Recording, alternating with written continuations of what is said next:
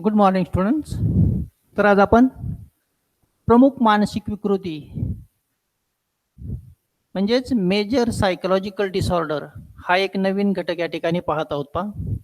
तर यामध्ये जे अनेक घटक त्या ठिकाणी सांगितले गेलेत. प्रमुख मानसिक विकृतीमध्ये 4 ते 5 प्रमुख घटक सांगितले गेलेत. तर त्यामध्ये नंबर 1 आहे पा चिंता विकृती. चिंता विकृती तर त्यालाच काय म्हणलं गेलंय, एन्झायटी डिसऑर्डर म्हणून संबोधलं गेलंय पा. तर इंग्रजीमध्ये चिंतेलाच एन्झायटी असं म्हटलं गेलंय पा. तर हा जो शब्द आहे तर हा शब्द एन्झायटस या लॅटिन शब्दापासून तयार झालेला आहे. तर याच शब्दाला अवास्तव किंवा त्रस्त मन म्हणून संबोधलं गेलंय पा. म्हणजेच सर्वसाधारणपणे चिंता हा एक आपल्या जीवनातील एक महत्त्वाचा घटक मानला गेलाय. आणि हा शब्द आपण पाहिलं की लॅटिन भाषेतील एन्झायटस या शब्दापासून त्या ठिकाणी तयार झालाय. तर एन्झायटी चिंतेची आपल्याला व्याख्या त्या ठिकाणी सांगता येईल.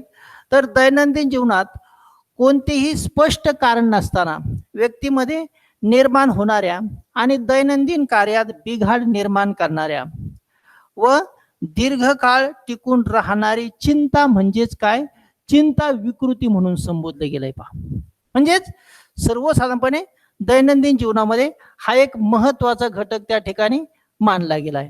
तर हा जो घटक त्या ठिकाणी सांगितला गेलाय पा, तर यालाच काय म्हटलं गेलंय, चिंता विकृती म्हणून संबोधलं गेलंय. तर ही जी व्याख्या आपण पाहिलं की दैनंदिन जीवनात कोणतेही स्पष्ट कारण नसताना निर्माण होणाऱ्या व दैनंदिन कार्यात बिघाड निर्माण करणारी व दीर्घकाळ टिकून राहणारी चिंता म्हणजेच काय, चिंता विकृती.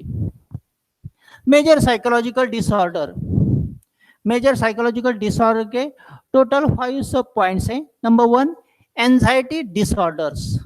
The word anxiety is derived from Latin word anxietus, which means uneasy or troubled mind. उसकी डेफिनेशंस रहेगी. When a person feels nervous or worried without any obvious reason for a long time, such that it start interfering with the daily life, it is called anxiety disorder. तर अशा प्रकारे हा एक महत्त्वाचा घटक या ठिकाणी सांगितला गेलाय.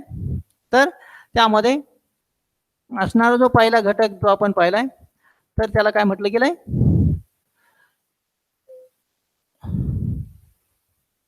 महत्त्वाचा घटक त्या ठिकाणी तो सांगितला गेलाय पा. त्यानंतर असणारा जो दुसरा घटक तर त्याला त्यामध्ये असणारे जे 2 घटक तर त्यामध्ये सामान्य चिंता विकृती. सामान्य चिंता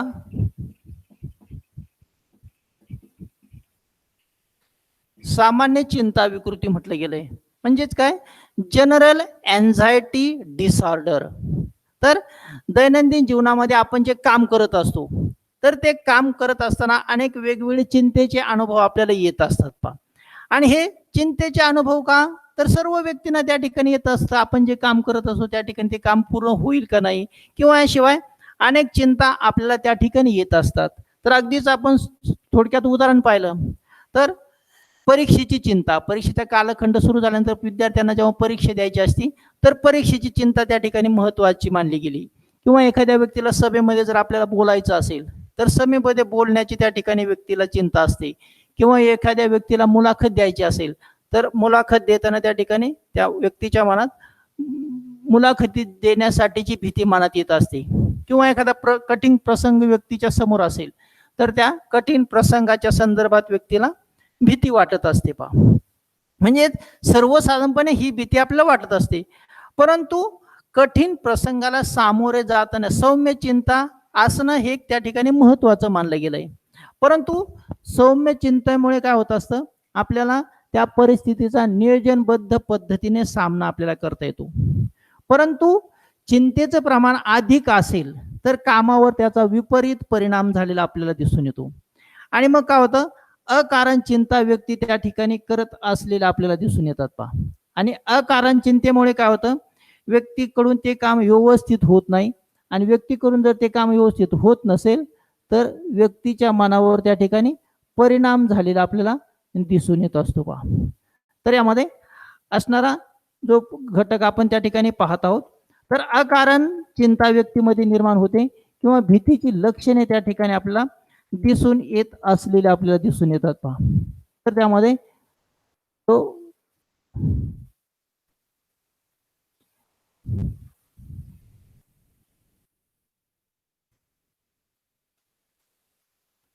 general anxiety disorder.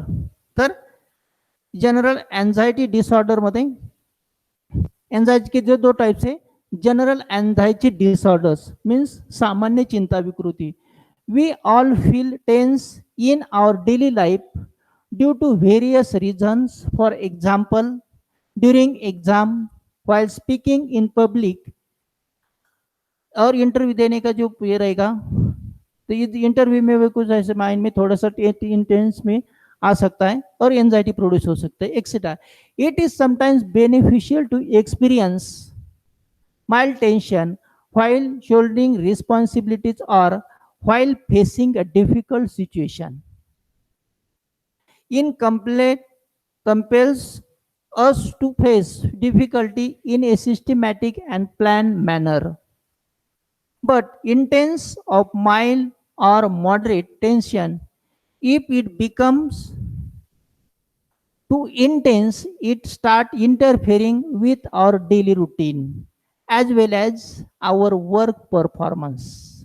We start feeling tense or nervous without any reasons.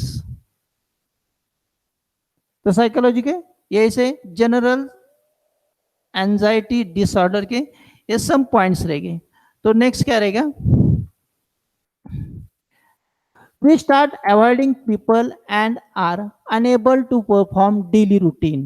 The diagnosis: in an individual suffering from these disorders, the symptoms should be present for at least 4 weeks for children and for 6 months for adults. Symptoms: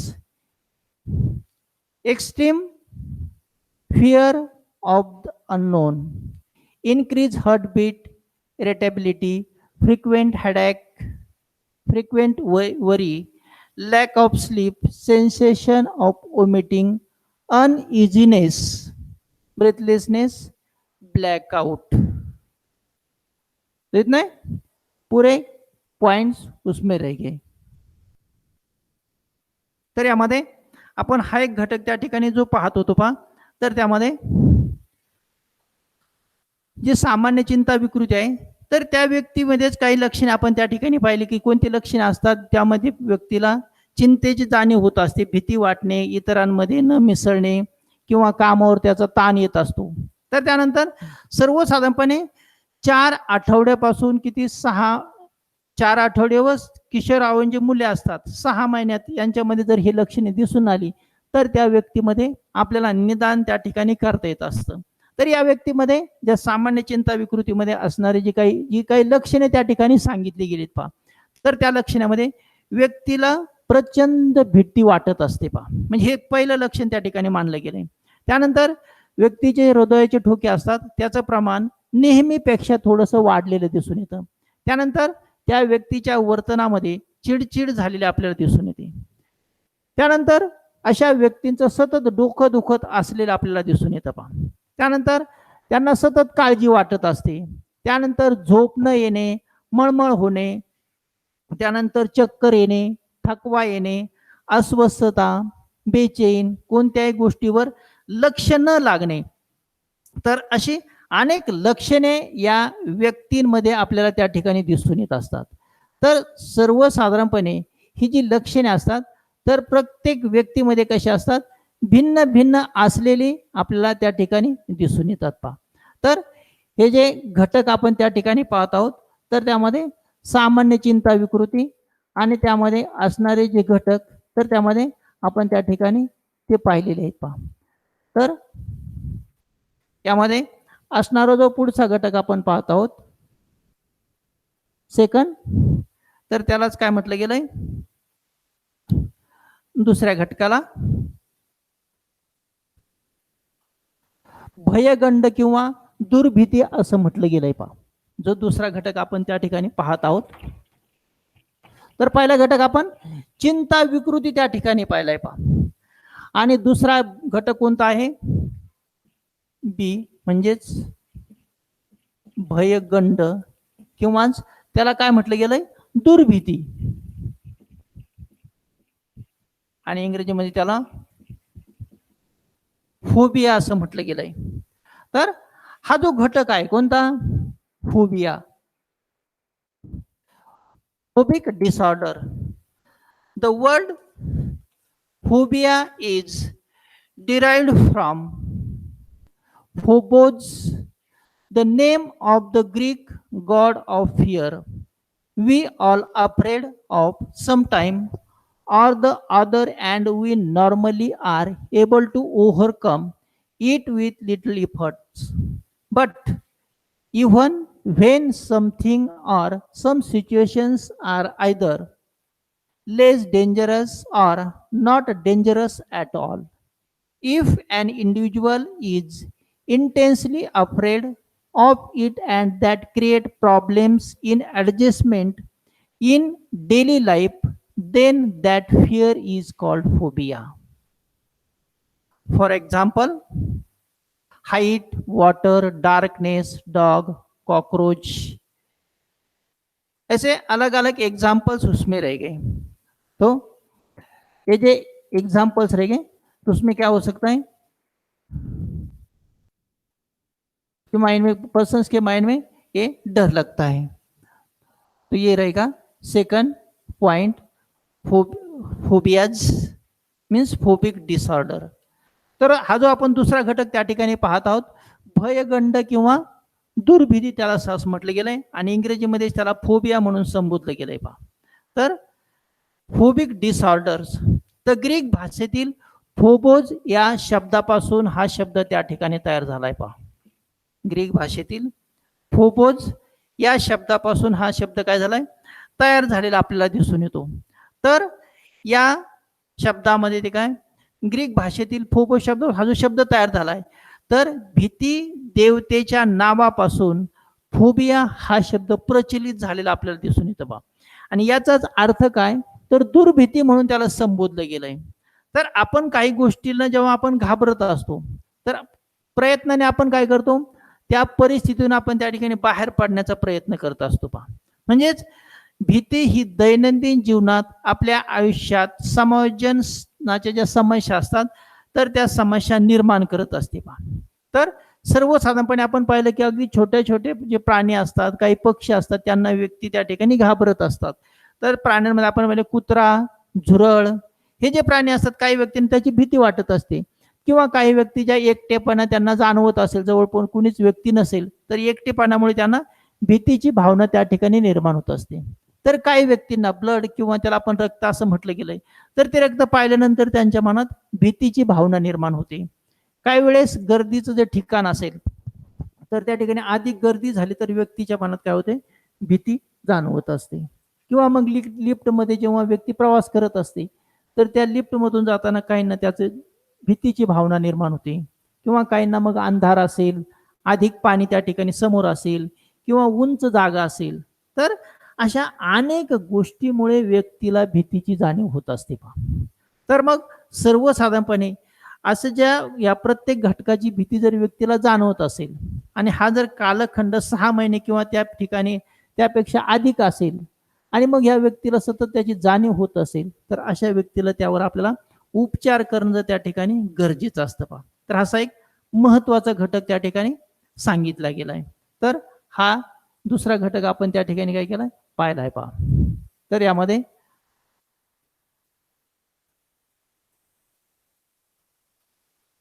जो दुसरा घटक आपण त्या ठिकाणी जो पाहत आहोत, तर त्याला काय म्हटलं गेलंय, phobic disorder.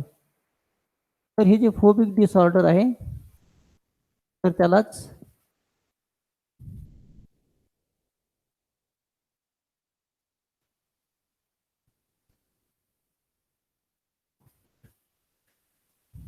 Phobic disorders.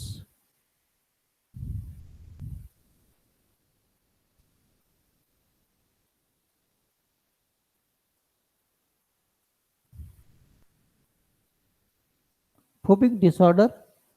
The word phobos, the word phobos is from Phobos, the name of the Greek god of fear. We all afraid of sometimes or the other, and we normally are able to overcome with little efforts.